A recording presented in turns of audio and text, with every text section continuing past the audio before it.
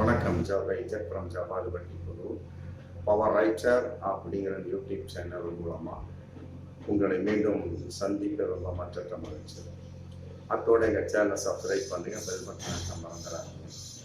அத்தோட எல்லாத்துக்கும் ஷேர் பண்ணுங்க. அதாவது தான் செய்த வினை ஒரு காலத்தில் தனக்கே திரும்பும் அப்படின்னு மிகப்பெரிய ஒரு பழமொழி. ஒரு நம்பிக்கை துரோகம் அல்லது ஏதோ ஒரு வகையில ஒருவருக்கு நாம் ஒரு துரோகம் செய்யணும்னு சொன்னால் எப்படி இருந்தாலும் சரி, அன்னைக்கு நம்ம வெற்றி பெற்று விடலாம். ஆனால் பின்னால் அது திசை மாறி திரும்பி நம்மை நோக்கி வரும். ஒரு குறிப்பிட்ட ஒரு செயல்பாடு, எதிரடியான செயல்பாடெல்லாம் ஒரு 12 வருஷத்துக்குள்ளே திரும்பிடும் இல்லையா? மினிமம் ஒரு 15 வருஷத்துக்குள்ள திரும்பிடும், இல்லை 18 வருஷம் இல்லையா? 30 வருஷத்துல கட்டாயம் திரும்பித்தான் ஆகணும். 30 வருஷம் வாழ்ந்தவனும் கிடையாது, 30 வருஷம் வீழ்ந்தவனும் கிடையாது. அதனால அந்த ஒரு பழமொழி சொன்னாங்க. ஆனா எடப்பாடி சமாச்சாரத்துல மினிமம் ஒரு 4-5 வருஷத்துக்குள்ளேயே அவர் செய்த அனைத்து வினைகளும் அவருக்கு எதிராக திரும்பி கொண்டிருக்கிறது அப்படிங்கிறது பகிரங்கமான உண்மை. அதாவது ஓபிஎஸ் கொடுத்துட்டார். திருச்சிக்கு வந்த மோடி கையில மிகப்பெரிய ஒரு லிஸ்ட கொடுத்துட்டார், ஊழல் லிஸ்ட். அவருக்கு மட்டும் தனியாக 2 முறை சந்திக்கக்கூடிய ஒரு வாய்ப்பை மோடி ஏற்படுத்தியிருக்கார். ஃபர்ஸ்ட் வரவேற்பு, அடுத்து வழி அனுப்பு விழா. லட்சத்தீவுக்கு மோடி புறப்படக்கூடிய சமயத்துல மீண்டும் ஒரு சந்திப்பு. அந்த சந்திப்புல மிகப்பெரிய ஒரு ஃபைல்ஸ் மிகப்பெரிய ஒரு கடிதம் எல்லாத்தையும் மோடிகிட்ட கொடுத்துட்டு இந்த மாதிரி ஓபிஎஸ் மற்றபடி அவர்களுடைய சகாக்கள் மாஜி அமைச்சர்களுடைய அதிமுக அமைச்சர்கள் ஊழல் பட்டியல்கள் அப்படின்னு சொல்லி கொடுத்துருக்காரு. சொல்லியே கொடுத்த ஒரு விஷயம் இன்னைக்கு மிகப்பெரிய ஒரு வைரலா இன்னைக்கு போயிட்டு இருக்கு. அதை பார்த்த மோடி கட்டாயமாக அடுத்த வாரம் உங்களுக்கு தகவல் அனுப்பப்படும், கட்டாயமா டெல்லிக்கு வாருங்கள் அப்படின்னு சொல்லிட்டு போயிருக்காங்க. அது இன்னும் பகிரங்கமான ஒரு தகவலா இன்னைக்கு போயிட்டு இருக்கு. அதாவது வரவேற்புக்கு கூட எடப்பாடி வரவில்லை அப்படிங்கிறது பகிரங்கமான ஒரு தகவல் இன்னைக்கு போயிட்டு. மோடி அதை எதிர்பார்த்தார் அப்படின்னு ஒரு தகவல் அதை விட இன்னைக்கு போயிடுச்சு. அந்த அதிமுகவில் இருக்கக்கூடிய அனைத்து கூட்டணி கட்சிகள் எல்லாமே மோடியை வரவேற்பதற்கு போயிட்டாங்க. ஓபிஎஸ் சோர்ஸ் எல்லாமே போயாச்சு, எக்ஸப்ட் எடப்பாடியை தவிர.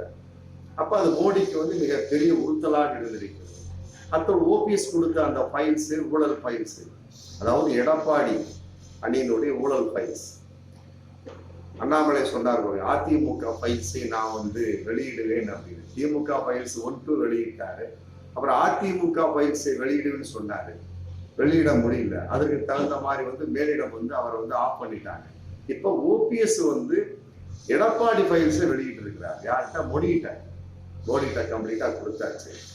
அதனுடைய வெளிப்பாடு ஆராயப்படும் அப்படிங்கிற விஷயம். அதற்கு தகுந்த மாதிரி டெல்லிக்கு உங்களுக்கு அழைப்பு வரும், கட்டாயமாக வாருங்கள் அப்படின்னு ஒரு 5 நிமிஷம் ஒரு நிலைப்பாட்டுல இன்னைக்கு அரசியல் களமே மிக பகிரங்கமான ஒரு மாற்றத்தை நோக்கி போய் கொண்டிருக்கிறது அப்படிங்கிறதா ஒரு நிதர்சனமான ஒரு. அதில் குறிப்பாக அதிமுகவுடைய எதிர்காலம் கட்டாயமாக எடப்பாடி கையை விட்டு அதிமுக பிடுங்கப்பட்டு விடும் அல்லது சிதைக்கப்பட்டு விடும் அப்படிங்கிற மிகப்பெரிய ஒரு கருத்து இன்னைக்கு போயிட்டு. காரணம் பாஜக, காரணம் ஓபிஎஸ். அவர் கொடுத்த அந்த ஒரு மிகப்பெரிய ஒரு ஊழல் லிஸ்ட். அதாவது சந்திப்பார், அதோட சரி. மற்றபடி அதுக்கு முன்னால சொன்னாரு, ஒரு வாரத்துக்கு முன்னால, நான் வாய்த்திருந்தால் எடப்பாடி திகார் செயலுக்கு செல்வார் கூட சொன்னாரு. ஆமா, அது ஏதோ சொல்றாரு, எப்படி விட்டாச்சு. எடப்பாடி ஒரு அமைதியா விட்டுட்டாங்க. ஆமா, ரகசியம் இருந்தா சொல்லுங்க அப்படின்னு விட்டுட்டாங்க. மற்றபடி நாங்க திறந்தோம்னா அவருதான் ஓபிஎஸ் தான் திகார் செயலுக்கு போவார்னு போட்டு அதையும் சொன்னாங்க எடப்பாடி தரப்புல. அப்புறம் சொல்லிட்டு நம்ம திறந்தோம்னா பெருசா பறிஞ்சு போட்டு நம்ம துறக்கூடாதுன்னு போட்டு அவரு வாயை திறந்துட்டாரு ஓபிஎஸ் அப்படின்னு போட்டு அதன் அடிப்படையில அதான் சொன்னாருன்னு போட்டு இபிஎஸ் வகையான ஒரு தரப்பின அவர் அதன் தரப்பினர் ஒரு கருத்து சொன்னாங்க. இப்படியெல்லாம் ஒரு சூழல் போயிட்டு இருக்க சமயத்தில் உண்மையாகவே அவர் சொன்னது எந்த அளவுக்கு நிஜமாக இருக்குமோ அப்படிங்கிற வெளிப்பாடு இன்னைக்கு எழுதிருக்கு தமிழக அரசியல் வட்டாரத்துல. ஆமா, ஓபிஎஸ் கொடுத்துட்டார். மிகப்பெரிய ஒரு லிஸ்ட மோடி கையில கொடுத்துருக்கிறார். கொடுத்தது மட்டும் இல்லாமல் அடுத்த வாரம் உங்களுக்கு அழைப்பு வரும், டெல்லிக்கு வாருங்கள் அப்படின்ற மோடியே வாயை திறந்து அறிவித்ததுங்கிறது உண்மையிலே ரொம்ப கூர்ந்து கவனிக்கப்பட வேண்டிய ஒரு சூழல். அப்படி இருக்கக்கூடிய சமயத்துல மிக சொன்ன மாதிரி எடப்பாடி திகார் செயலுக்கு செல்லுவார் அப்படிங்கிற ஒரு பகிரங்கமான ஒரு விஷயம் இன்னைக்கு அரசியல் வட்டாரத்துல முழுமுழுக்கப்பட்டிருக்கு.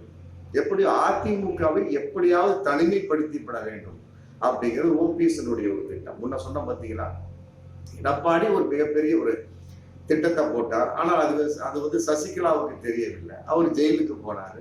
அப்புறம் ஓபிஎஸ் இபிஎஸ் சேர்ந்து சசிகலாவை கட்சியை விட்டு நீக்கினாங்க. அப்புறம் பார்த்தாரு, ஓபிஎஸ்வே எடப்பாடி கட்சியை விட்டு நீக்கிட்டாரு. அப்புறம் வழக்கு கோர்ட்டு அப்படின்னு நடத்தக்கூடிய சமயத்தில் இப்ப தனிப்பட்ட முறையில பொதுச் செயலாளர் எடப்பாடி அப்படிங்கிற மாதிரி தேர்தல் ஆணையமும் மற்றபடி கோர்ட்டுக்கு சம்பந்தப்பட்ட விஷயத்துல அதனுடைய இறுதி தீர்ப்பு வர்ற வரைக்கும் அவர் தான் அப்படிங்கிற மாதிரி ஒரு அங்கீகாரத்தை கொடுத்துருக்காங்க. இன்னைக்கு பொதுச் செயலாளர் அப்படிங்கிற கான்செப்ட்ல எடப்பாடி உறுதியா இருக்கிற மாதிரி அவர் நினைச்சிட்டு இருக்கிறார். ஆனால் இந்த ஆட்டம் கண்டு விட்டது. உச்ச நீதிமன்றம் தன்னுடைய தீர்ப்பை சொல்வதற்கு முன்னாலே என்னை ஆட்டம் கண்டு விட்டது அப்படிங்கிறது பகிரங்கமான உண்மை. ஜனவரி 19 விசாரணை வரப்போகுது. அதிமுக பொதுக்குழு கூட்டியது செல்லுமா செல்லாதா, எடப்பாடி பொதுச் செயலாளராக அறிவிக்கப்பட்டிருக்கிறார், அது உண்மையிலே செல்லுபடியாகுமா அப்படிங்கிற ஜனவரி 19 வழக்கு ஸ்டார்ட் ஆகும். அது ஒரு பக்கம் இருந்தாலும் அதற்கு முன்னமே ஓபிஎஸ் நிலைப்பாடின் வெளிப்பாடா இன்னைக்கு மோடி சம்பந்தப்பட்ட விஷயத்துல கையில ஃபைல கொடுத்து இன்னைக்கு அதிமுக குறிப்பாக எடப்பாடி அணி ஆட்டம் கண்ட செய்து விட்டார் ஓபிஎஸ் அப்படிங்கிறது தான் பகிரங்கமான. அதன் அடிப்படையில எடப்பாடியினுடைய அந்த கூட்டணி அவருடைய சகாக்கள் தனித்து விடப்பட்டு இருக்கிறார்கள் அப்படிங்கிறது நம்ம கூர்ந்து கவனிக்கப்பட வேண்டிய சூழல். எப்படியோ இந்த ஓபிஎஸ் கொடுத்த அந்த ஊழல் பட்டியல் மோடி படிச்சு பார்த்துப்பாரு இந்நேரம். அதன் அடிப்படையில் முதலே சொல்லிட்டு போட்டு அடுத்த வாரம் உங்களுக்கு அழைப்பு வரப்போகிறது, கட்டாயமாக டெல்லிக்கு வருது. அப்ப என்ன பண்ண முடியும்? அமலாக்கத்துறை, வருமான வரித்துறை, அதை வச்சு ஏகப்பட்ட தில்லாலகை வேலையெல்லாம் பாஜக மோடி பார்ப்பார் என்பது பகிரங்கமான உண்மையான அடிப்படையில ஆங்கில புத்தாண்டு அன்றைக்கே மிகப்பெரிய ஒரு பேச்சு போயாச்சு எடப்பாடி வகையில். இந்த மாதிரி பல விஷயங்கள் போயிட்டு இருக்கு. அதுக்கு தகுந்த மாதிரி திமுக சும்மா விடுற மாதிரி தெரியல. ஆர்.என். ரவியை சந்திச்சிட்டார் மு.க. ஸ்டாலின். அவர் சைன் போட்டா போதும். மற்றவர் எம்.ஆர். விஜயபாஸ்கர் மற்றபடி வீரமணி சம்பந்தப்பட்ட ஃபைல்லாம் மூவ் ஆச்சு அப்படின்னா கட்டாயமா 2 பேருமே கைது செய்யப்படக்கூடிய ஒரு சூழல். எப்படி எடப்பாடியும் தன்னுடைய நிலைப்பாட்டை சொல்லியிருக்கிறார். எனக்கு என் மேலும் பல வழக்குகள் இருக்கிறனால என்னுடைய நிலைப்பாடும் தரையிடத்துவமா இருக்கு. அதனால பாஜகவை வெறுத்து ஒதுக்கியது என்பது பல பகிரங்கமான உண்மையாக இருந்தால் கடைசி வரை அது நிலைப்பாடாக கொண்டு செயல்பட முடியுமா அப்படிங்கிற நிலைப்பாட்டு இன்னைக்கு அதிமுகவோட எடப்பாடி அணி இருந்து கொண்டிருக்கிறது அப்படிங்கிறத பகிரங்கமான உண்மை. இப்போ ஓபிஎஸ் சம்பந்தப்பட்ட விஷயத்துல அதிமுக அசைத்து பார்த்து விட்டார் என்ற ஒரு மிகப்பெரிய ஒரு விஷயத்தையும் நம்ம சொல்ல முடியும். ஏன்னா ஆண்டு கொண்டிருப்பது மத்திய அரசு. அது ஆல்ரெடி அவங்க அப்படித்தான் போயிட்டு இருந்தாங்க மோடி அரசு. ஃபர்ஸ்ட் ஓபிஎஸ் ஒதுக்கி வச்சாங்க. எடப்பாடியை அதிமுகவுடைய மிகப்பெரிய ஒரு ஆலமரமாக நினைச்சாங்க. அப்புறம் அது வெளிப்பாடா அண்ணாமலைக்கும் எடப்பாடிக்கு மிகப்பெரிய ஒரு வாய் தகராறு, மற்ற சோர்ஸ் எல்லாம் போயிட்டு இருக்கு. அப்புறம் பார்த்தாங்க, ஏப்பா அண்ணாமலை வாயை மூடுபாஞ்சு போட்டு தலைமை பாஜக டெல்லி சொல்லிருச்சு, அவர் வாயை மூடிட்டாங்க. பார்த்தாங்க கடைசி வரைக்கும் இபிஎஸ்க்கு அண்ணாமலைக்கு ஒத்தே வரல. கொங்கு நாடு சம்பந்தப்பட்ட வகையில நான் தான் பெரியவன், மற்றபடி சோர்ஸும் என்னுடைய தலைமையில தான் அதிமுக எடப்பாடி தலைமையில தான் 2024 நாடாளுமன்ற தேர்தலை சந்திக்க வேண்டியதுன்னு சொன்னோன்னே அண்ணாமலை ஒதுக்கப்பட்டார். பாஜகவையும் கூட்டணி முறித்து கொண்டார்கள். இப்ப முறித்து கொண்ட விஷயத்துல மோடிக்கு மிகப்பெரிய ஒரு மனத்தாங்கல், ஆத்திரம் இருந்து கொண்டிருப்பது என்பது இந்த ஓபிஎஸ் அடுத்த வாரம் டெல்லிக்கு உங்களுக்கு அழைப்பு வரும், கட்டாயமாக வர வேண்டும் அப்படிங்கிற அழைப்பின் வெளிப்பாடு நமக்கு சொல்லுது. அதாவது பொதுவா முன்ன சொன்ன மாதிரி எந்த அளவுக்கு எடப்பாடி ஆடினாரோ அந்த அளவுக்கு அவர் இனிமேல் ஒடுக்கப்படுவார் என்பதுதான் பகிரங்கமான உண்மை. ஓபிஎஸ்ஸின் நிலைப்பாடு என்ன, ஏதாவது ஒரு வகையில் அதிமுகவை நாம் கைப்பற்றி விட வேண்டும். அதாவது சாதி மிரண்டால் காடு கொள்ள, ஆமா, அமைதியாக இருப்பவன் எல்லாம் வந்து ஏமாளிகள் அல்ல அப்படின்னு சொல்லிட்டு சில பழமொழி சொல்லுவாங்க. அது வந்து ஓபிஎஸ் வகையில் வெளிப்பட்டு விடும் அப்படிங்கிற ஒரு பகிரங்கமான ஒரு விஷயம் இன்னைக்கு போயிட்டு இருக்கு. ஆடியவன் எல்லாம் மிகப்பெரிய திறமையானவனும் அல்ல. ஜெயிச்சுட்டான்னா மிகப்பெரிய திறமையானவன். பத்திரிகையில இது பரிசீலனை பார்ப்போம், 100க்கு 100 மார்க் வாங்கினா உடனே மிகப்பெரிய அறிவாளிதான் கிடையாது. அதன் அடிப்படையில் எடப்பாடி துள்ளி அழைத்து கொண்டிருந்தார், துள்ளி திரித்து கொண்டிருந்தார். இன்று வந்து ஓபிஎஸ்ஆல் கொடுக்கப்பட்ட ஊழல் பட்டியல் வெளிப்பாடாக மோடியிடம் அவர் கட்டாயமாக அடக்கப்பட்டு விடுவார் என்பது பகிரங்கமான உண்மையாகத்தான் நாம் பார்க்கக்கூடிய ஒரு சூழல் இருந்திருக்கு. அதன் அடிப்படையில் அதிமுக இன்று தனித்து விடப்பட்டிருக்கிறது தமிழகத்தில் அரசியல் சம்பந்தப்பட்ட விஷயம். அதாவது எடப்பாடி வந்து தன்னை பார்க்கவில்லை அப்படிங்கிற ஒரு மிகப்பெரிய வருத்தமும் இன்னைக்கு மோடியிடம் ஏற்பட்டிருக்கிறது. அது சம்பந்தமா அண்ணாமலையிடம் வந்து பத்திரிகையாளர் கேட்கக்கூடிய சமயத்துல ஓரமா நிக்கக்கூடியவங்களா வந்து பார்க்க வேண்டிய அவசியம் இல்லை, கூட்டணியாக இருக்கக்கூடிய வந்து பார்த்தால் போதும் அப்படிங்கிற மாதிரி ஒரு கருத்தை சொல்லியிருக்கிறார். இதுவும் வந்து மோடியின் காதுகளுக்கு சென்று விட்டது. கண்ணாலையும் பார்த்துட்டார், எடப்பாடி நம்மை கூப்பிட வரவில்லை. அதன் அடிப்படையில் வந்து மிகப்பெரிய ஒரு ஆத்திரத்தின் வெளிப்பாடு மோடி கட்டாயமாக தன்னுடைய மனதுக்கு நிறுத்தி விட்டார்.